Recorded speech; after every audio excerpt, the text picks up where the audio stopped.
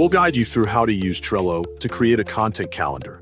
If you find this helpful, don't forget to like and subscribe. To begin this tutorial, open your browser on your computer. Then go to Trello.com by typing the website address into the address bar carefully. Once the website is ready, click Login to access your account and continue with the setup process. After that, click on the email field and type your email address correctly so you can proceed to the next step. Then click Continue to move forward in the login process and load the password page. Enter your password in the provided field, making sure it is correct and matches your account credentials, and click Login to access your account successfully. After you're logged in, go to the board menu so you can access the available options in your workspace and manage your boards more easily. Next, click the Create button at the top of the screen to start creating a new board for your content planning.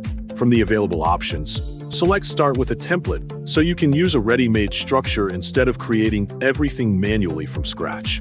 Then click Explore Templates to view more template options that are available in different categories. After that, choose a category according to your needs, for example marketing, so you can find templates that are relevant to content planning and scheduling. In the search bar, type Blog Content Schedule and wait for the results to appear on your screen. Once the result is displayed, click on the search result that matches Blog Content Schedule to view its details and preview how the template is structured. Then click Use Template to start using the selected template and apply it to your board.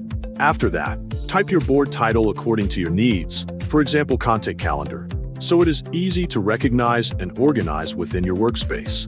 Make sure your workspace is correct, for example GuideHub, so the board is created in the right place and can be accessed by the right team or account. Then click Create to finalize the process and generate your board. Now your content calendar has been successfully created, and you can edit it according to your needs by customizing the lists, cards, and details inside the board to match your workflow.